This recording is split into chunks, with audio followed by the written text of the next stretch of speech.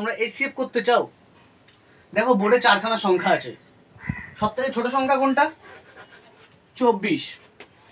তাহলে 24-এর হাফ 12 হচ্ছে এদের এইচসিএফ।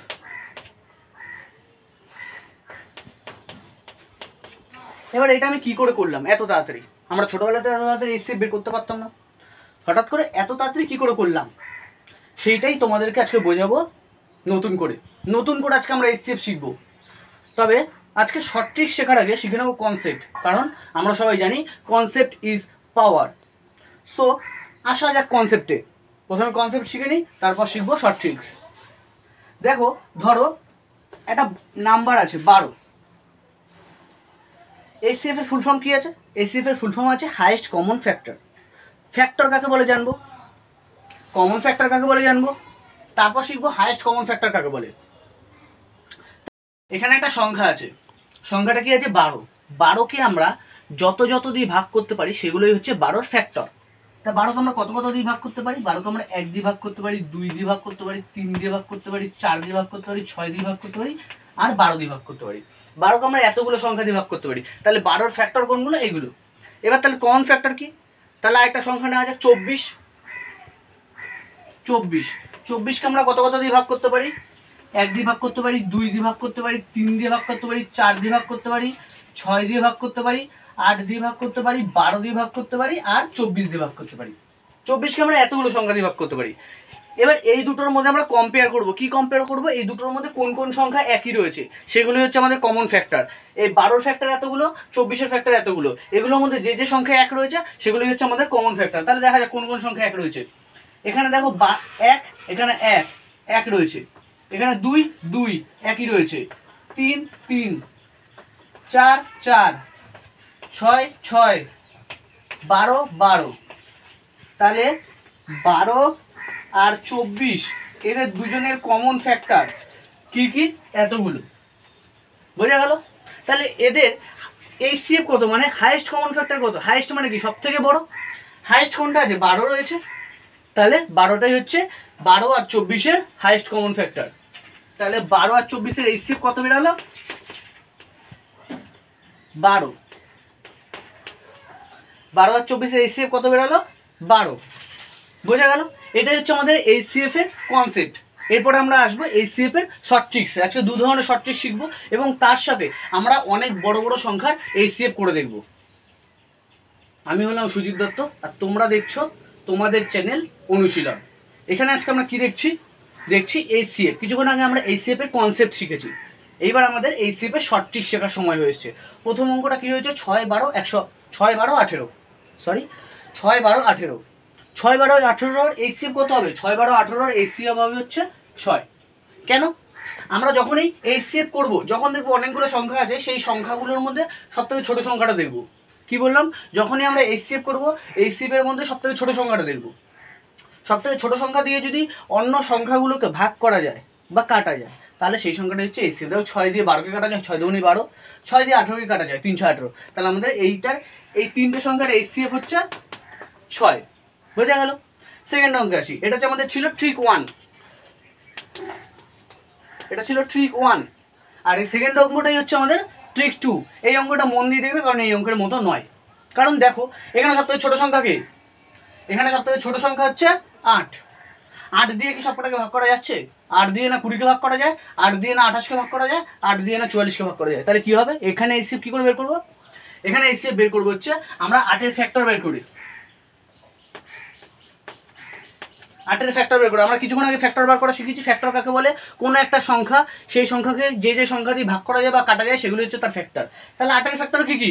8কে কি সংখ্যা দিয়ে কাটা যায়? 8কে 1 দিয়ে কাটা যায়, 8 দিয়ে কাটা যায়। এই দুটো তো আমরা নেবো না, কারণ 1 তো কখনো এইচসিএফ হবে না, এগুলোর অনেকগুলো সংখ্যা রয়েছে।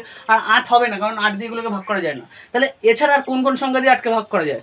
2 দিয়ে ভাগ করা যায়, 4 দিয়ে ভাগ করা যায়। 2 দিয়ে আর 4 দিয়ে। এবার আমরা দেখবো এই 2 আর 4 এই দুটোর মধ্যে কোনটা দিয়ে সবকটাকে ভাগ করা যাচ্ছে। দেখো 2 দিয়েও সবকটাকে ভাগ করা যাচ্ছে, 4 দিয়েও সবকটাকে ভাগ করা যাচ্ছে। তাহলে কোনটা হাইয়েস্ট কমন ফ্যাক্টর হবে, মানে এইচসিএফ হবে কোনটা? 4। কেন কি? আমরা আগেই শিখেছিলাম কমন ফ্যাক্টরগুলোর মধ্যে যেটা সব থেকে বড় সেটাই হচ্ছে আমাদের হাইয়েস্ট কমন ফ্যাক্টর, মানে এইচসিএফ। তাহলে আমাদের এই চারটের এইচসিএফ কি? এই চারটের এইচসিএফ হচ্ছে 4, কারণ 4 দিয়ে সবকটাকে কাটা যাচ্ছে। 4 দুগুণে 8, 4 5 20, 4 7 28, 4 11 44। বোঝা গেল ট্রিক 2টা? এটাই আমাদের হচ্ছে ট্রিক 2। আর এই পদ্ধতির উপর বেস করে আমরা বাকি সব অঙ্ক করব। ট্রিক 1 এর অঙ্ক খুব কম আসে, ট্রিক 2 এর অঙ্কই বেশি আসে। তারপরের অঙ্ক আসা যাক। 3 নম্বর অঙ্ক দেখো কি দিয়েছে, 32, 42, 135। সব থেকে ছোটকে 32, সব থেকে ছোটকে 32। আচ্ছা, তোমাদের এই অঙ্কটা আমি একটু সোজা করে দিই। এখানে আমরা 30 করে দিই, 30, 42 আর 135। এবার তো পারবে, আমার সাথে সাথে অঙ্কটা করো।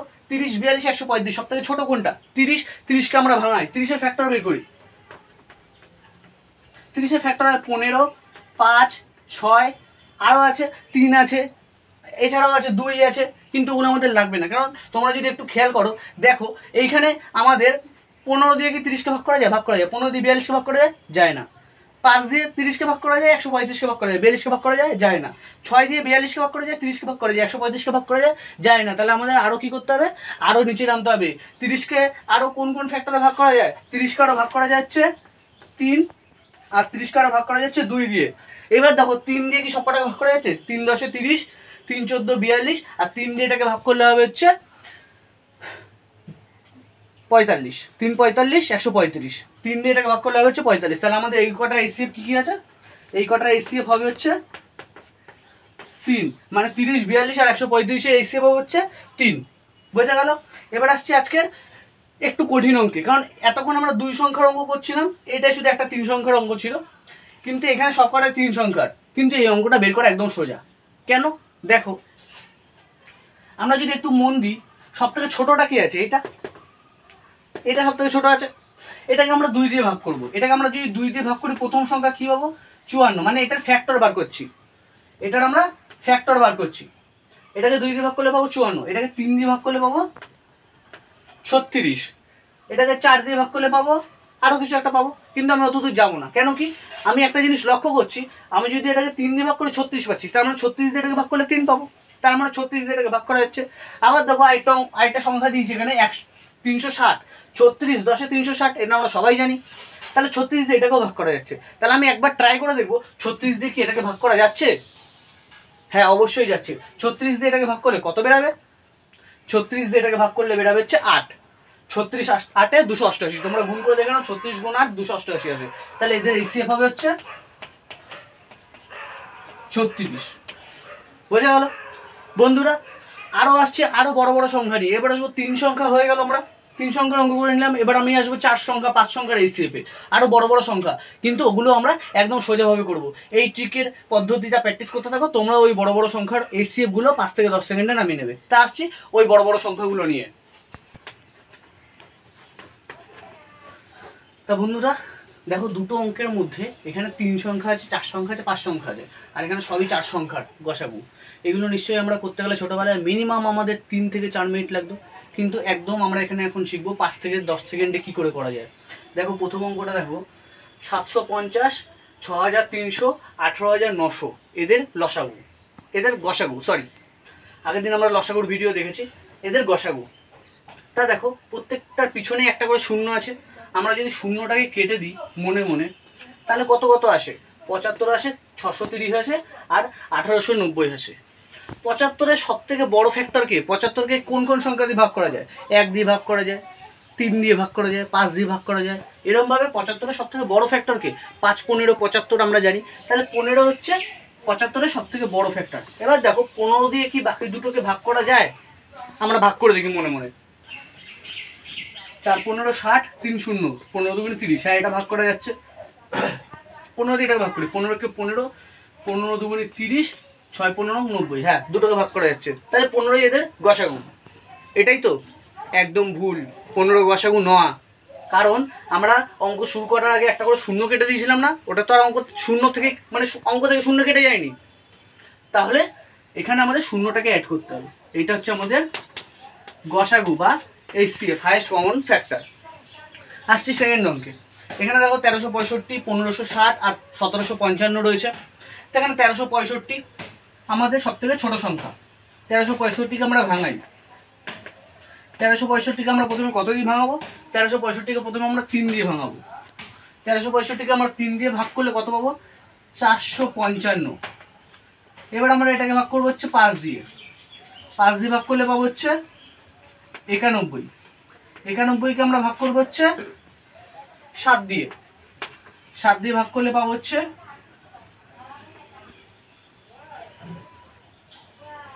13। তা দেখো আমরা 1365কে ভাঙে কি কি পেলাম, কি কি ফ্যাক্টর পেলাম? 3 পেলাম, 5 পেলাম, 7 পেলাম, 13 পেলাম, এত 4টে পেয়েছি। কিন্তু 4টেই কি আমাদের গসাগু?